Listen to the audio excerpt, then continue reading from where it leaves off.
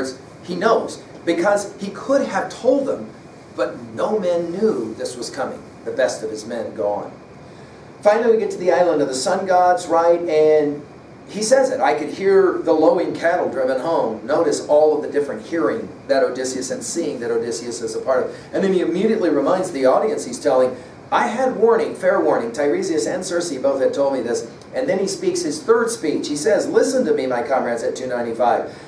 Brothers in hardship, let me tell you the dire prophecies of Tiresias and Aeaean Circe too. Time and again they told me to shun this island of the sun, the joy of man. Here they warned the worst disaster awaits us. Row straight past these shores, race our black ship on. Well, it's going to be Eurylochus who will say to him, you're a hard man, your stamina never fails, we're not like you. Of course, note the ironies here in this speech by Eurylochus when he says to them, you must be made of iron head to foot. Look, your crew's half dead with labor, starved for sleep, and you forbid us to set foot on land, this island here, washed by the waves, where we might catch a decent meal again. Note the irony, because they're going to end up eating the meat there, right, the cattle.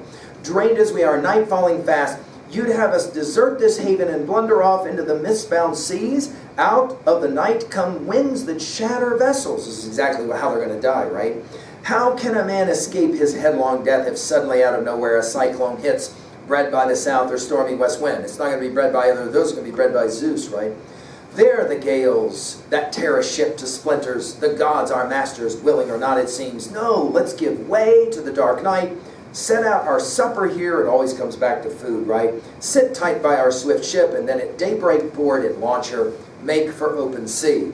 So we're told at line 315, Eurylochus urged, the shipmates cheered. There will be another moment in this bit when this happens. And Odysseus says something fascinating. I knew some power was brewing trouble for us at line 320, so I let fly with an anxious plea. Eurylochus, I'm one against all, the upper hand is yours, but swear me a binding oath all here that if we come on a herd of cattle or fine flock of sheep, not one man among us, blind in his reckless ways, will slaughter an ox or ram. Just eat in peace, content with the food immortal Circe gave us. They swear their oath, they eat, and then we're told at line 333, they mourn their lost comrades by Scylla. Notice the opposite of this with Achilles in the Iliad. When he loses Patroclus, he refuses any food or sleep, right? He will not eat until he has avenged the death of Patroclus, right? Well, we're told then that Odysseus, one more time, at line 345, will one more time in his fourth speech say, friends, we've food and drink aplenty aboard the ship. Keep your hands off those herds. So in other words, here it is, Odysseus making his argument that it's not my fault I lost all my men. I gave them fair warning. It's not the gods' fault, it's humans' fault. Taking us, of course, back to the opening lines of the Odyssey when Zeus echoed the exact same sentiment. Men want to blame the gods. It isn't the gods' fault. Men always had a choice and they chose wrong. Here, of course, we're going to get to this with Eurylochus.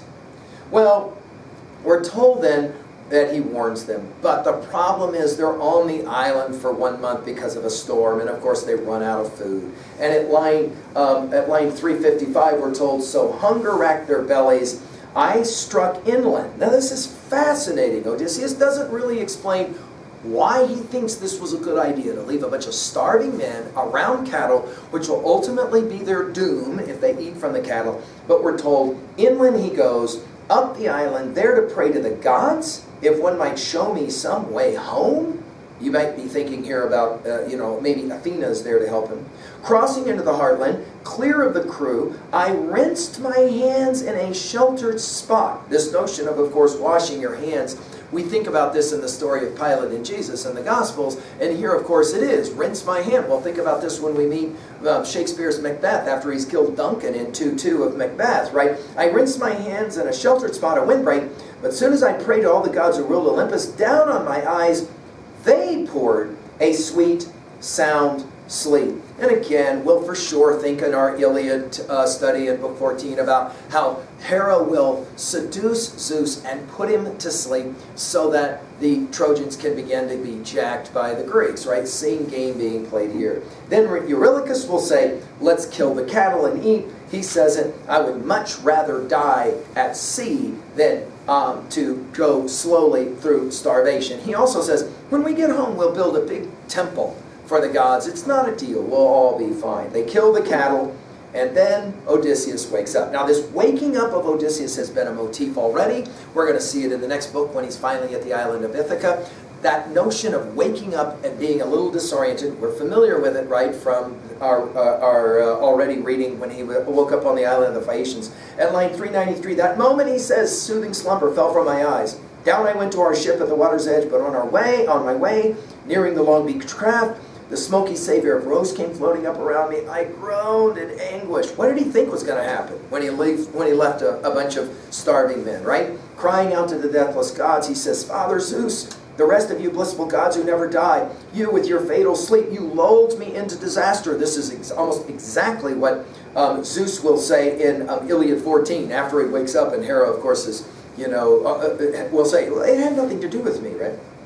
Left on their own, look what a monstrous thing my crew concocted. And of course, it is a terrible thing. Helios, however, is really mad, and he will say at line 504, 405 or so, Father Zeus, the rest of you blissful gods who never die, punish them all, that crew of Laertes' son Odysseus. What an outrage. And this will, of course, mirror. I told you, these mirroring happen. That Polyphemus said something very similar to Poseidon after he was blinded to his father Poseidon, right? Punish them all. And Zeus will in fact say, don't worry about it at line 415. I will punish the guilty ones. The reason, sometimes I ask, why didn't Odysseus die? And the answer is because he never ate from the meat, right? And it's at this point that we have this very interesting interjection at line 419, 420. When this exchange that Odysseus gives to us between Zeus and the sun god, then all of a sudden we have this little line that says, or, Odysseus tells the Phaeacians, so I heard from the lovely nymph Calypso, who heard it herself, she said, from Hermes, god of guides. In other words, the narrative control is brilliant here. At no point does Odysseus ever tell us, or the Phaeacians, anything that he couldn't know. Here, of course, he couldn't know what happens on Mount Olympus, but then he has a little insertion that says, the only way I know about this is because Calypso told me she heard it from Hermes. It's a brilliant way to be reminded of the narrative technique that is so tight in these flashback modes, right? I mean, think about it. Odyssey, if you just sit down and read all of books 9, 10, 11, and 12, it's about 2 hours of storytelling time. And yet, at no point do we really ever break that narrative in any kind of boredom, nor do we ever have anything said that you would say, hey, how do you know that? It's brilliant storytelling. Well, he reaches the ship. The cattle are dead already. The gods soon showed us some fateful signs. The hides begin to crawl, we're told at 428. The meat, both raw and roasted, bellowed out on the spits. We heard a noise like the moan of lowing oxen, and yet, we're told, 6 more days my eager companions feasted on the cattle of the sun. No repentance, in other words. They go back to the sea. Zeus will jack them, and you have these amazing. The mast went crashing down. We're told at line 445. The mast itself went crashing into the stern and struck the helmsman's head, crushed his skull to pulp. This is kind of language we saw repeatedly in the Iliad, didn't we?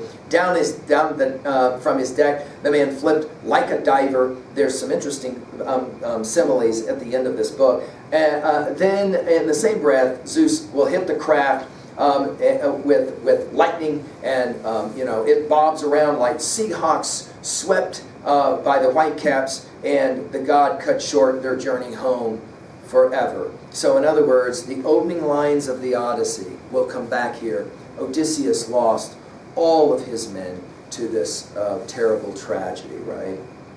But then we're told it isn't over. He will grab hold of a little makeshift kind of raft, and his boat then is blown back to Charybdis. So in other words, it's not like we're done yet. He's not finished. In other words, one more possible near-death experience he has. He gets to Charybdis. We're told about that fig tree that was up on the cliffs, and he's able to grab hold of it, but he's got no foothold or anything like that. He's like a bat. Notice these images are all kind of natural images, like a bat. I clung to its trunk for dear life. Not a chance for a good firm foothold there. No clambering up it either. The roots too far to reach. The boughs too high overhead. And then at line 470, huge swaying branches that overshadowed Charybdis. I held on, dead set. Now, of course, this is one of those major symbols of the entire Odyssey. the unwillingness to let go. He's going to get home one way or the other, and so he holds on for life. Waiting for Charybdis to vomit my mast and keel up again. How I ached for both. And back they came, late but at last. At just the hour, we're told every 8 hours, the Charybdis will do this thing. At just the hour, a judge at court, who settled the countless suits of brash young claimants, rises, the day's work done, and turns home for supper. It's brilliant. I mean, in other words, at the end of a day, when all the work has been done for the judge, the water comes back up. That's when the timbers retreated back up from Charybdis. I let go. We think of, in our study later of Kierkegaard and his leap of faith, we'll play the same game. I let go. I plunged with my hand and feet flailing, crashing into the waves beside those great beams. I rowed hard with my hands right through the straits. The Father of men and gods did not let Scylla see me. In other words, he's still going to get past Scylla, else I'd have died on the spot, no escape from death. Finally, he finishes by saying, and this is the end of the flashback, the end of the 4 books, the end of part 3 of the Odyssey. I drifted along 9 days. On the 10th at night, the gods cast me up on Ogea, Calypso's island, home of the dangerous nymph with glossy braids who speaks with human voice. And she took me in. She loved me. Notice it's never I loved her, right? Why cover the same ground again, he says. Just yesterday, here at Hall, I told you all the rest, you and your gracious wife. It goes against my grain to repeat a tale told twice and told so clearly. We think of Hawthorne's twice told tales in the collection of short stories, right? Well, there you go. So let's now play the game at level 2 and 3. At 2A, well, we've got several major messages here. One possibility is that undiscipline in the end leads to distraction, which in the end, of course, leads to the goal not being fulfilled, right? Another one is this interesting thing about Odysseus and his sleeping. Odysseus sleeps and bad stuff happens, right? But notice Odysseus is not the one at fault, right? Because he had sailed for 9 days, for example, with his men in the bag, the wind in the bag for Helios. And then here, of course, he was going up to pray, and the gods put him to sleep. Finally, we have to say this because we've said this. We said this at the beginning of our AP study. We are defined by the stories that we tell, the stories we accept, the stories we reject. And here, a story will define Odysseus. What an amazing story it is. We'll ask more questions about that at level 3 in a second. The symbolism at 2B, I've already mentioned a number of them. The fig tree, obviously, and the notion of holding on and not letting go. The sirens, of course, representative of that idea of the song of oneself, the narcissism that would distract you from being able to accomplish your goals. We think of that whole notion of Narcissus that looks at himself and just can't look away. Scylla and Charybdis, of course, the symbolism there between a rock and a hard place, between 2 tough choices, where neither choice is a good one. And finally, of course, the sun god's cattle represents or symbolize what the gods won't really allow, right? In other words, you will get jacked if you don't show proper respect to the gods. The irony at 2B is what Odysseus decides to tell his men or not tell his men. He says, why would I tell them about Scylla? 6 of them had to die anyway to save all the rest of us, but I'm not going to tell them. You have to decide whether that's an honorable thing or a dishonorable thing to do and how you would handle that in a situation, because there's no third option, right? Odysseus is sleeping, of course, is ironic because in many ways it's his way to escape blame. Notice he never has to say, I was probably not the best of leaders to leave a bunch of my starving men, Eurylochus, he already knew what the guy was like, and to leave them there with for example, why doesn't he take them in with him and they all go pray? Right? I mean, it doesn't make any sense that he would wander off and leave them alone, and yet that's exactly what he does. Finally, of course, the final lines here, he says it's against my grain, right, to tell the story a second time, right, since it goes against my grain to repeat a tale told once and told so clearly. Of course, the brilliance of that line is that we read these lines over and over again every time we study the Odyssey, right? Of course, the other thing to say about this is Odysseus, ironically, is the great liar, which begs the question, how much of the story he just told the Phaeacians did he tell accurately? What were his motives for including certain things and not including other things? If you heard this story, would you have any reservations about turning around and helping this guy? He clearly seems to be somewhat cursed by the gods. And yet the Phaeacians will decide immediately in Book 13, we're helping him get home. For that they will pay dearly.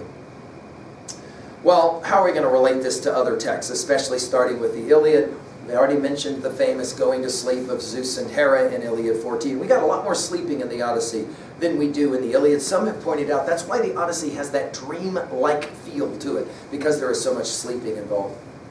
We mentioned already the difference between Achilles and the men who are going to eat and then remember their lost warriors that Scylla killed. And again, the Iliad does play this game of blaming it all on Zeus in the opening lines of the Iliad, and yet the opening lines of the Odyssey, it's Zeus that says, it's not my fault, it's not the gods' fault. These guys, humans, they choose their fate. They walk into the propeller, and then they want to complain about how sharp it is. I'll let you decide how you want to read that one. I've already mentioned as well Whitman's Song of Myself. Whitman, of course, loving his Homer. We're told that, in fact, he would recite lines from Homer's Iliad and Odyssey as he walked along the beach. At 3b, finally, well, we're talking about the song, and we're talking about the Song of the Sirens.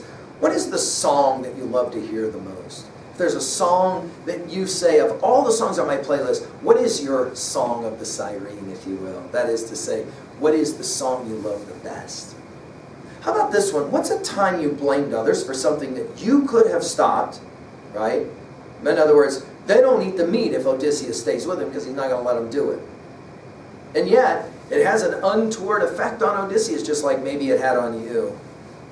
Finally, what are your thoughts on the flashback stories from books 9 through 12? For example, watch this. What is your favorite one of all of those? Which one best represents Odysseus as Odysseus? Some will say it's in that cave with Polyphemus. Some will say it's the Siren's song. He is able to bypass a song that will celebrate himself in a song he's weaving that celebrates himself so that he can then get rewarded, Scooby Snacks, Team A, and of course get shipped home by the Phaeacians, right?